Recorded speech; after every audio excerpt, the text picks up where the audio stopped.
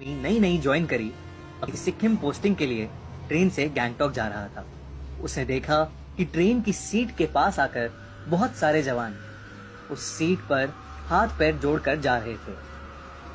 वो सीट एकदम खाली थी और सीट के नीचे दो बड़े बड़े बक्से पड़े हुए। रमेश को कुछ समझ नहीं आया तो वो अपनी आंखें बंद करके सो गया। देर रात में उसकी आंख खुली तो अंधेरे में उसे आर्मी की यूनिफॉर्म पहने बैठा एक लड़का दिखा जो उसी खाली सीट पर बैठा था और रमेश को एक मुस्कान के साथ देख रहा था। उसे देखते ही रमेश थोड़ा घबरा गया और उठ के बैठ गया। रमेश ने जब उस लड़के से पूछा कि क्या वो सीट उसकी है, तो उस लड़के ने आंखों के इशारे से हाँ कहा। तब रमेश ने पूछा कि वो लड़का कौन है और लोग उसकी सीट पर आकर हाथ क्यों जोड़ रहे थे। इस बात पर उस लड़के ने कोई जवाब नहीं दिया। रमेश ने फिर पूछा, पर फिर वो लड़का एक मुस्कान लिए उसे देखता रहा। रमेश उस लड़के को पागल बोलकर लेट गया, पर जब उसने वापस उस सीट पर नजर घुमाई तो वहां कोई नहीं था। रमेश को यह सब बहुत अजीब लग रहा था। सारी रात वो उस लड़के के बारे में सोच सोच कर सो नहीं पाया और उसकी खाली सीट को घूरता रहा। सुबह हुई और जब स्टेशन आया तो कुछ आर्मी ऑफिशियल्स उस लड़के की सीट के नीचे रखे दो बक्से लेने आए। रमेश से रहा नहीं गया और जब उसने बाकी ऑफिसर्स से उस लड़के के बारे में पूछा तो उसके होश उड़ गए। उन ऑफिसर्स ने बताया कि वो सीट बाबा हरभजन सिंह की है, जिनकी 1968 में मौत हो चुकी थी।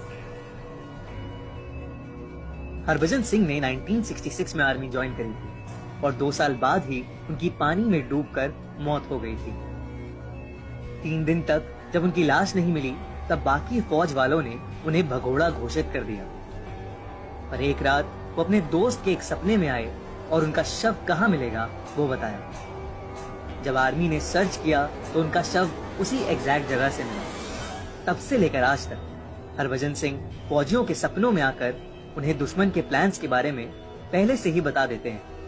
इस तरह वो इंडो चाइना बॉर्डर पर 40 साल से इंडिया की रक्षा करते आए।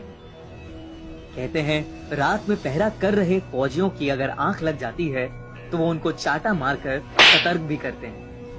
इतना ही नहीं, इंडियन आर्मी भी इस बात को मानती है कि उनकी आत्मा अभी भी बॉर्डर पर ड्यूटी कर रही है और उनको कैप्टन का दर्जा और बाबा की उपाधि भी दी गई। उनके नाम का एक मंदिर भी बनाया गया है जहां उनका एक कमरा है। हर रोज उनका बिस्तर बिछता है और उनकी यूनिफॉर्म और जूते वहां रखे जाते हैं। हर बार जब उनके कमरे की सफाई होती है तब बिस्तर पर सिलवटें और उनके जूतों में कीचड़ पाई जाती है। और तो और उन्हें हर साल घर जाने के लिए 2 महीने की छुट्टी भी दी जाती है और उनका सारा सामान उनके गांव भेजा जाता है। और उस समय सिक्किम के जवान हाई अलर्ट पर होते हैं। ये सब कुछ सुनकर रमेश दंग रह गया और अपने बंकर पहुंचते ही वो सबसे पहले बाबा हरभजन सिंह के मंदिर गया, जहां वो ट्रेन में हरभजन के साथ हुई उस मुलाकात के बारे में सोचने लगा। सोचते सोचते एक बार फिर हरभजन सिंह की छवि उसके सामने आई।